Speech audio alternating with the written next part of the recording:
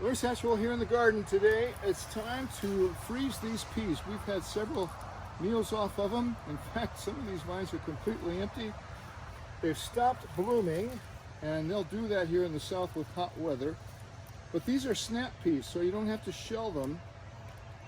You can just snap them like beans. And so I'm going to pull the plants and pull these little tender peas off of here. I really like this variety. I don't remember the name of it, but I'll put the name right down here. The grandkids are living here right now temporarily between they're building a house, and they come by and eat these things like candy, which is not a bad thing. I also need my cages that they're resting on to support my peppers that are growing, finally growing. Peppers love heat, and we haven't had a lot of it except for these last few days. We've been a week in the 90s. And that's why these peas have stopped producing. So I'll probably put some squash in here or zucchini. I don't like to use a lot of insecticides, so lots of times the crookneck squash and the zucchini get overtaken by bugs, and it's just easier, since we have such a long growing season, to plant new ones and try to keep the bugs off of them as long as possible by hand picking. Now, I have used some organic stuff in the past, not with great success. I'll feed these to the goats. I probably could feed them to the horses, but I don't like to give the horses a lot of fresh green stuff. It messes with their system. Once I get these picked, I'll take them up to the kitchen and show you how I'm going to freeze them. There's the harvest. If you're wondering if gardening is worth it, we're going to get about 5 or 6, 7 meals off of it. Of course, it's just my wife and I. But this was one, $2 package of seeds, and those are so sweet. You can't get those in the store. I think it's worth it. So once you have your harvest, the next thing to do is to snap them. And they're called snap peas because they snap. If you get a little stringer like that, you can pull it. If it's too old, like this one, you just feed it to the animals.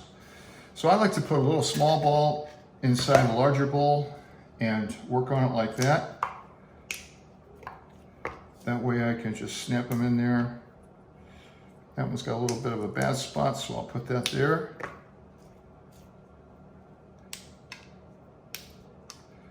And just make them into bite-sized pieces. Like they say, easy peasy.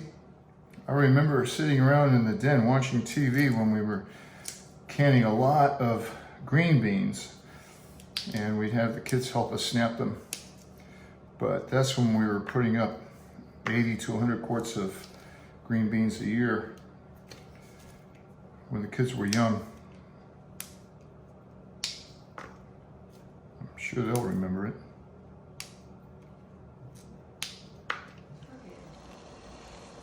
I've got my water boiling and I've got my ice bath ready. So I'm going to do these in small batches. I'm going to blanch these for 90 seconds.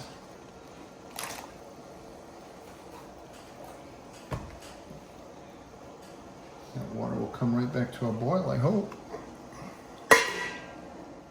I'm going to pick these up, in fact, with my mother's slotted spoon. Drop them in the ice bath. I've inspected these a couple of times, but I just see a bad one here. Take it out real quick. So while those are cooling off, I'll add another batch.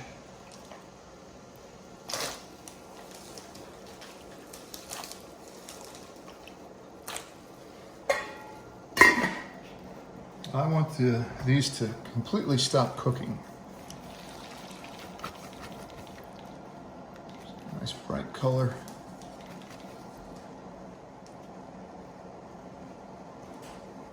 I also want to get these pretty dry because any water on there will probably form ice crystals and not make it as fresh as it could be.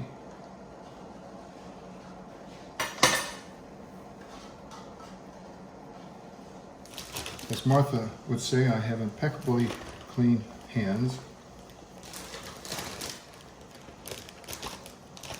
And that's it, ready to go to the freezer. Now once I'm done with this water, in my effort to waste not, want not, waste not, there we go. I'm gonna take this out. We have a brick patio with some weeds growing up between the bricks, and I'm gonna go out and pour this boiling water on those weeds. It'll kill them for a while, but they'll come back. That's what weeds do. I hope your garden's growing well.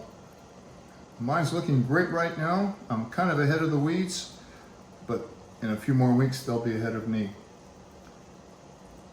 Thanks for watching. There they are, 5 bags. I like to lay them flat. They freeze a little bit faster, I think. You take a little more air out of this one. 5 future side dishes. Can't wait.